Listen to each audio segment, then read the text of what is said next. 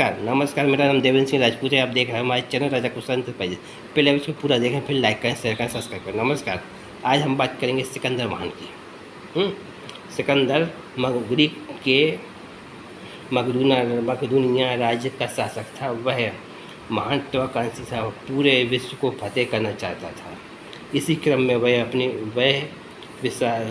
विश्व जीतने के लिए अपनी सेना के साथ लेकर निकल पड़ा। सेना लेकर उसने मध्य एशिया, पूर्व एशिया को जीत लिया। अब वह हिंदू कुश पर्वत को पार करके भारत की तरफ बढ़ रहा था, जहाँ उसे झेलम का तट पर पोरस के हाथों हार का सामना करना पड़ा। पोरस के सामने हार गया था।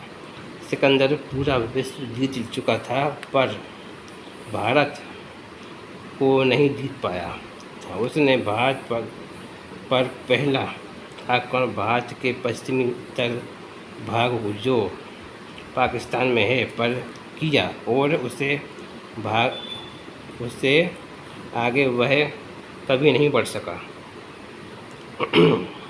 सिकंदर का सामना युद्ध से हुआ। वह अत्यंत साहसी और पुरुष से हुआ था। पुरुष युद्ध से नहीं, पुरुष से हुआ था। वो भी हिंदुस्तान का राजा था उस टाइम पे। साहसी और आत्मविश्वासी था। भारत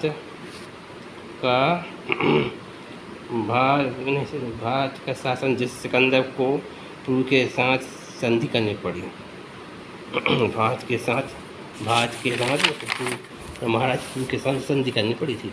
सिकंदर अपनी 1,00,000 सैनिक के साथ लगभग 1600 किलोमीटर चलकर ईरान होता हुआ सिंधु नदी तट पर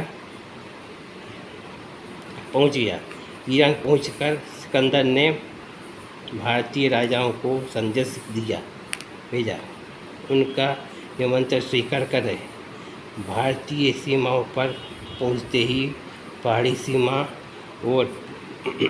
सीमाओं पर भारत के अपेक्षाकृत छोटे राज्य आश्रयन एवं कायन की वीर सेनाओं ने पुनात, स्वात, बुअर, पेशावर सिकंदर की सेना को भयंकर टक्कर दी। भयंकर लड़ दी ये लोग।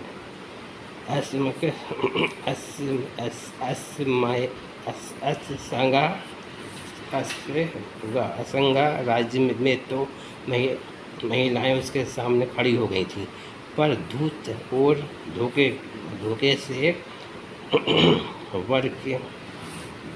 धोखे से उसने संधि का बहाना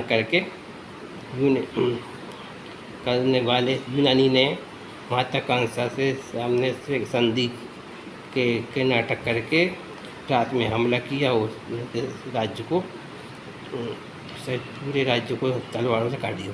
राज्य को कच्चे स्त्री सबको काट दिया था सिकंदर ने। और वे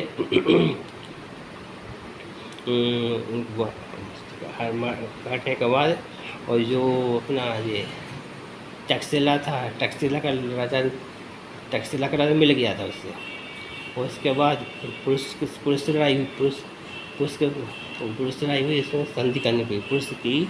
उसकी भयंकर लड़ाई हुई थी। पुरुष के पास हाथी थे, मगर उसने बहुत कोशिश की कि बरसात में हमला किया था, रात में बरसात के टाइम पे, जिसमें वो हाथियों से लड़ने में तकलीफ परेशानी हो।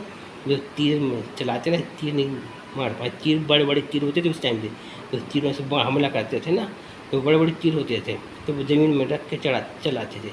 कीचड़ के मारे चढ़ा नहीं पाएंगे। इस चक्कर उसमें बरसात पानी गिरने में हमला किया था। उसके बाद भी संधि हार गया, संधि करनी पड़ी। जय हिंद, जय भारत।